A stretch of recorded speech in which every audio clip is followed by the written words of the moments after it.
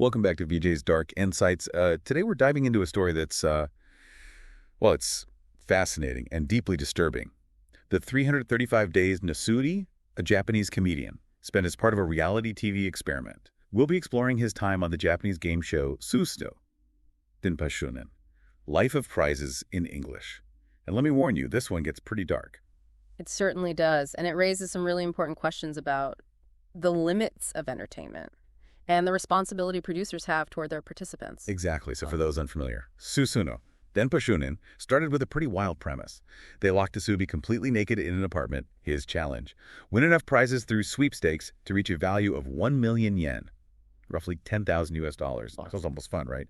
Like a weird isolated game show. Well, that's where things take a dark turn. To make things more interesting, the producers decided to withhold basic necessities like clothing and food, despite Nasubi specifically asking for clothes. It's just baffling. Like, they intentionally created a situation where he'd be suffering for the sake of good TV. I mean, they could have provided for his basic needs, but instead they chose to exploit his vulnerability. And it wasn't just a passive neglect of his needs. They actively orchestrated situations to heighten his distress. For example, think about the simple act of a doorbell ringing. For most of us, it's a minor annoyance, but for Nasubi trapped in that apartment, each ring was a surge of hope, a potential connection to the outside world. That makes the producer's actions even more twisted, doesn't it? Absolutely. Imagine that surge of hope only to be met with a postman telling him to put up a nameplate, or even worse, a food delivery person describing a delicious meal only to reveal they have the wrong address. It's like they were playing with him, dangling the possibility of connection and snatching it away. Yeah. It seems almost intentionally cruel. It really does. And keep in mind, this wasn't just happening behind closed doors. It was all broadcast live, 247. Millions of viewers were tuning in to watch him struggle. It's almost hard to fathom, isn't it? Okay, So we've established that the producers were intentionally making things difficult. But how did Nasubi actually cope with the day-to-day reality of this situation? well, his early days were marked by a pretty grim reality, eating raw rice for days on end. His biggest win being a prize of fiber jelly. Not exactly the glamorous lifestyle one might associate with being on TV. That just highlights the stark contrast between the producer's goals, creating entertaining television, and the reality of Nasubi's situation. Exactly. He wasn't on some grand adventure in the wilderness. He was in a manufactured situation where the producers had complete control over his well-being. So in this incredibly isolated and dehumanizing environment, what did he do to maintain some semblance of sanity? It's quite remarkable in a way. He started talking to a stuffed animal for companionship. He spent hours on a stationary bike just to have some form of stimulation and exert some control over his situation. It's like he was clinging to any shred of normalcy he could find. It makes you think about the basic human need for connection and how desperate he must have been. Absolutely. And then there was the incident with the steak, which really illustrates the absurdity of his situation. He'd won his first substantial prize in months, a steak, finally some protein, but of course he had no way to cook it properly. I bet he had to get pretty creative. He did. He ended up using a ballpoint pen to hold it over the stove. Wow, that's both resourceful and incredibly sad at the same time. So we have this man isolated, deprived, and subject to constant manipulation. Did he at least have access to some sort of psychological support? There was a doctor present, but their sole purpose was to ensure his physical survival. They seemed to be completely unconcerned with his mental state. It's a pretty stark reminder that for the producers, Nasubi was ultimately just a means to an end. It's just horrifying to think that his psychological well-being was completely disregarded. Remember, all of this is happening on live television for the world to see. It makes you question what kind of society allows this kind of exploitation to flourish. And it gets worse. At one point, they sent him dog food as a gift. You've got to be kidding me. Dog food. I wish I was making this up.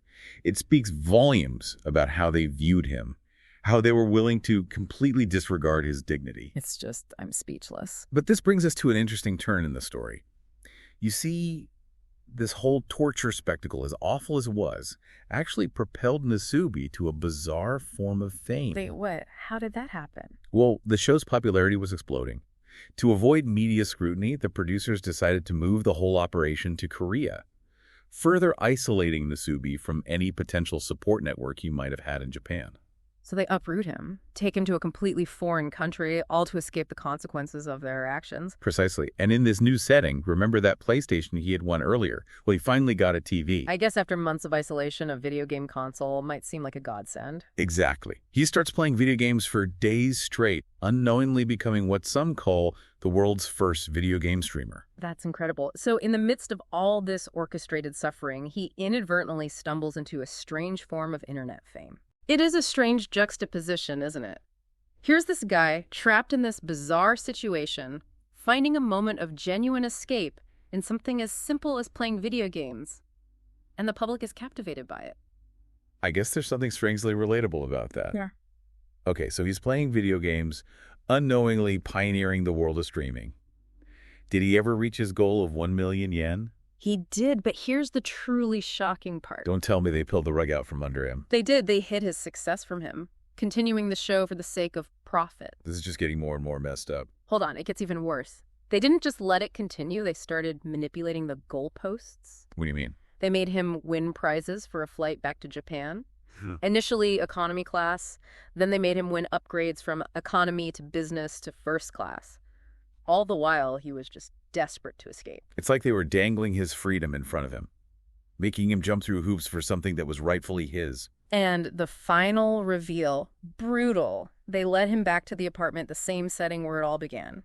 He sees the room and out of pure habit starts to undress. Oh no, I can't even imagine what's coming next. Suddenly the walls collapse, revealing a live studio audience. He's standing there naked, completely blindsided. That's just, I have no words. What a horrifically cruel and dehumanizing way to end the show. The psychological impact on Nasubi was devastating. He spent months struggling to readjust to wearing clothes, had difficulty communicating, and experienced severe sensory overload in social situations. It's a stark reminder of the real human cost of this kind of exploitative entertainment. It's not just a game, it's someone's life. And here's the truly infuriating part.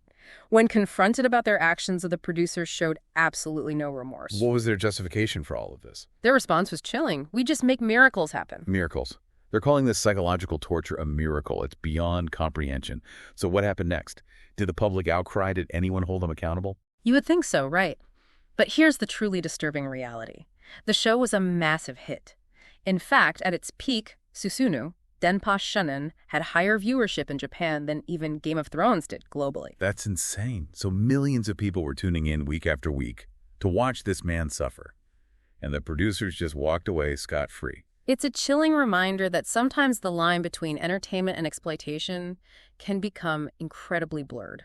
And that we as viewers have responsibility to be aware of what we're consuming and the impact it has on the lives of real people. You're right. It's easy to get caught up in the spectacle.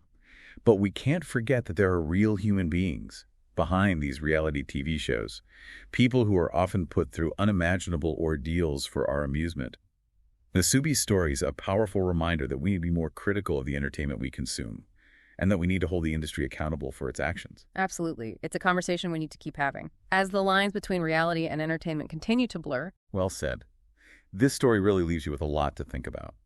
I mean, the lengths that some people will go to for fame and fortune, and the lengths that others will go to exploit them. And the lengths that we as viewers will go to watch it all unfold. Exactly. It's a fascinating and disturbing look at the dark side of human nature. I think it's important to remember that Nasubi's story isn't just about one man and one show. It's a reflection of a larger societal trend toward more extreme and exploitative forms of entertainment. And it's a trend that we need to be aware of and to challenge. Absolutely.